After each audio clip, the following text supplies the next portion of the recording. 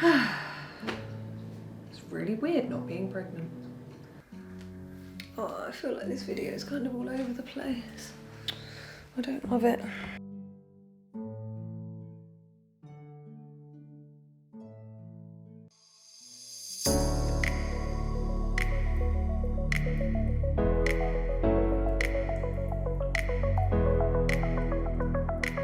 Hello, my name is Kim and I am the travelling surrogate, although I'm not travelling or pregnant right now, so I'll get on to that. I'm currently about 4 weeks postnatal, post C-section, and I'm actually feeling pretty good. Got my waist back and I'm loving life.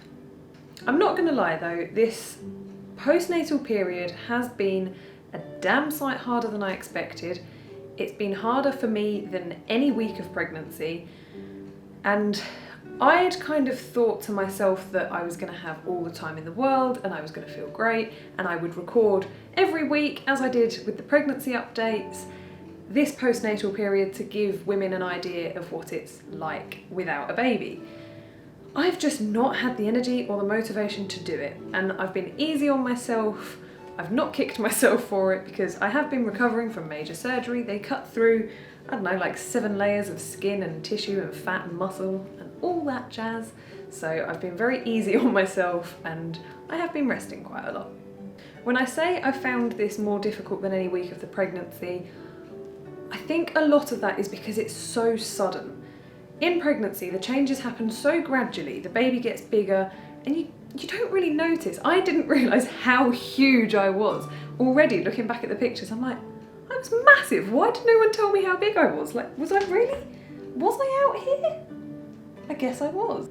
Everything postnatal just seems to happen so fast, and it all hits at once, obviously.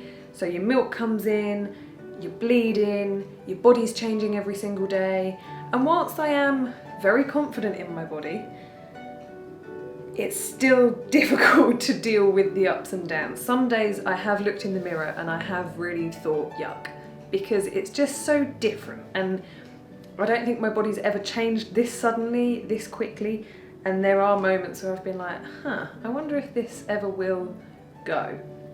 My boobs are fluctuating massively throughout the day. When I need to pump, they're nice and full and perky, and then once I have expressed the milk, they're a little bit sadder. I didn't love my boobs pre-pregnancy, so it's really not the end of the world for me. They've, my body's given life and the milk is really good for the baby. And I think even if I wasn't expressing, the milk coming in and just engorging your boobs so much anyway, they would have still gone droopy. So without further ado, I'm still happy to get everything out and show you guys where I'm up to, because I did the updates while I was pregnant and I'm happy to do them now as well, because I think body confidence is all about, just not giving a shit. I do love my boobs, they're great. My belly, kind of less so. The scar doesn't bother me at all because, again, that gave life. It's C-section awareness month as well, so the timing couldn't have been better. But yeah, I've got some pretty intense stretch marks here. I've popped some close-up pictures on my Instagram, which is the travelling surrogate. This bit is very squidgy. I do have the abdominal separation, which it was about a 3-finger width, and now it's about 2. Yeah, so it's all changing. My waist seems to be nipping back in again, which is quite nice. And this is the side view. It's much flatter than it was. It's getting there. I've been doing the breathing exercises to try and fix that abdominal separation. But yeah, overall, it's not too bad. 9 months to grow a baby and a month out. I still look more pregnant now than I did probably at about 6 months, so that's quite amusing. Now, a few things that I always thought was more baby related, but actually it's hormone related. And I've realised that I am extremely hormone driven One of the hormones that helps you produce milk is prolactin, which a side effect of that can make you like chill and calm. I guess cave woman-esque is to get you bonding with the baby and to get you just happy with being like a homebody and that kind of thing. And for me, I've found it's just made me really relaxed. I'm meant to be studying and I'm like, meh, it can wait. Meant to be making YouTube videos, meh, they can wait. So I have definitely felt the effects of that. Apparently when you start drying your milk up, you can have another hormone shift, which can cause another bout of depression. I'm trying to dry the milk up very, very, very slowly. So I've just gone from 6 pumps a day down to 5. I'll do that for about a week and then go down to 4, etc, etc. Hopefully I won't have too much of a hormone shift, but just another side effect of being a woman, I guess. I'm really gonna suffer when I go through the menopause. Another thing that is hormone related is the tingly nipple sensation. So a few of my female friends with kids have told me that they get like this, it's so hard to describe. It is tingly nipples, but sometimes I then actually leak some milk as well. It physically feels like your boobs are like pulsating. It's impossible to ignore sometimes at night. I've tried to go back to sleep a couple of times when I can't be bothered to get up to pump, and that feeling is just overwhelming.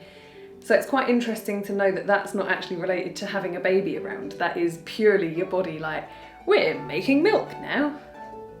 In terms of the postnatal bleeding, the blood was kind of different to what I expected. I thought it was going to be like a heavy period, and it's actually not at all. It's a much stringier, kind of like a dischargey blood, and it smells different.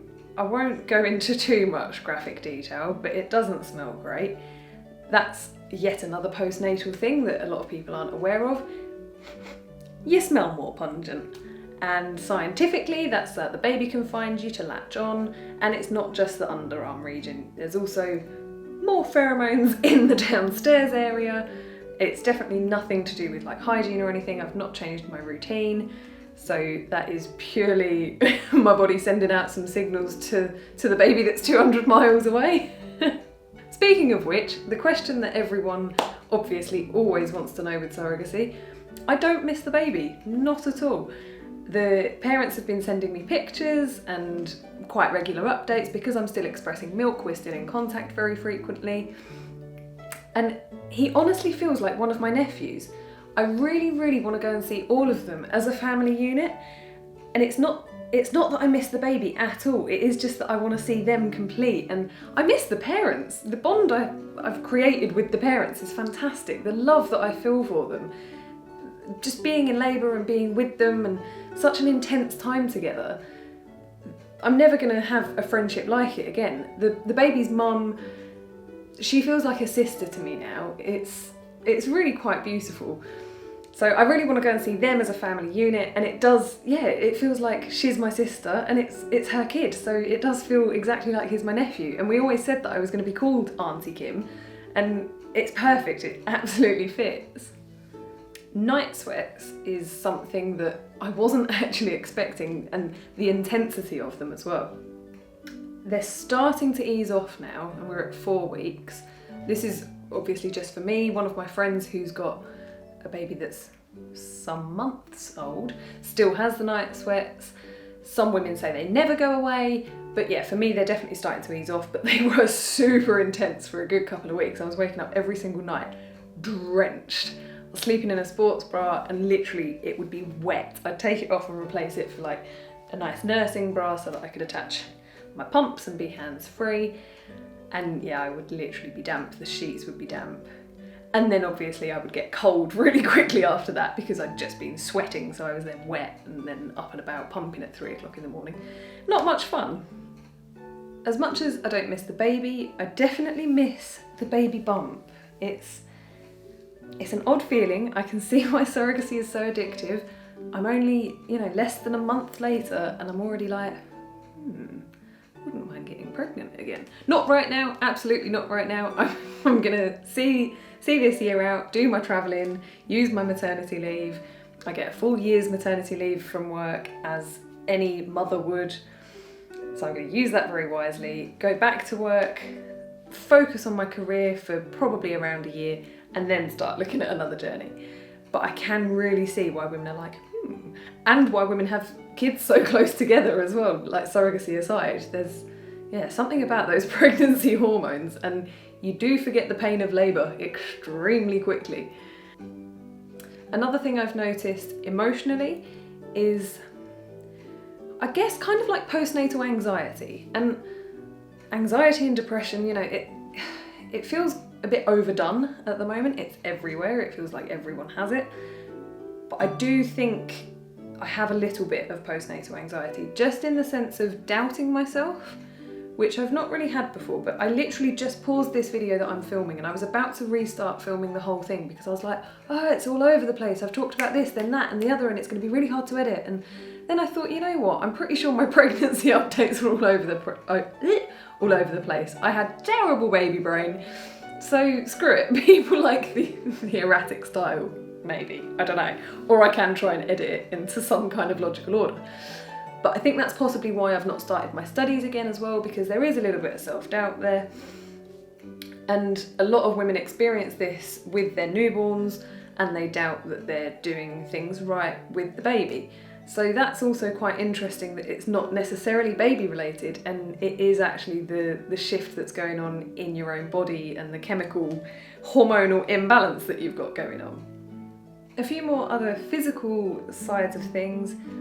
As much as I miss having the bump, I'm really looking forward to just being able to throw my body around again without having to think about it.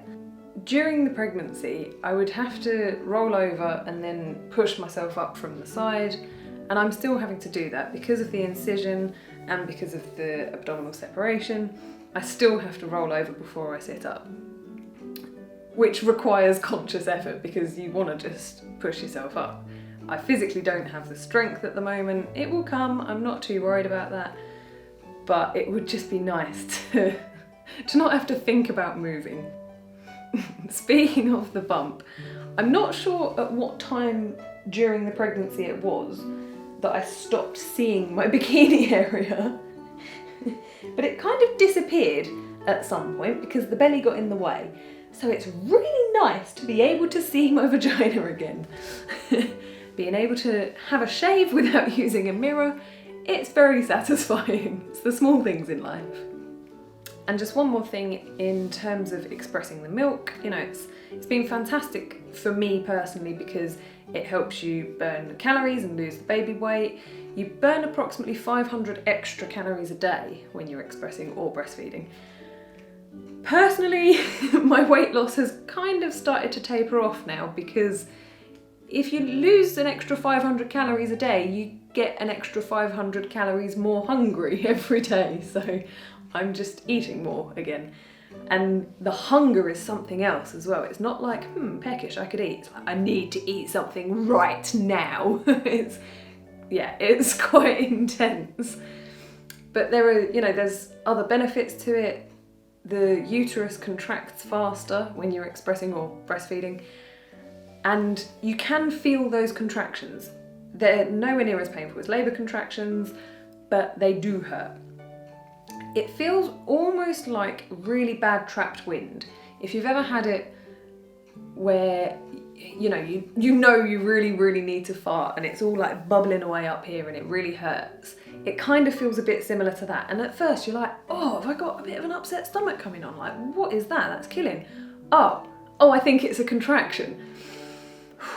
So you do your breathing and 30 seconds later to a minute later, it's gone away again. So it's pretty cool to know that my uterus is shrinking faster than it would be if I wasn't expressing milk. And I think that is about all. I was going to do an ASOS haul, but I realised I've actually had more postnatal stuff to talk about than I realised, so I'm going to do that in a separate video. So if you are interested, please do subscribe, like this video, all the normal stuff. But as always, thank you very much for watching. Bye for now.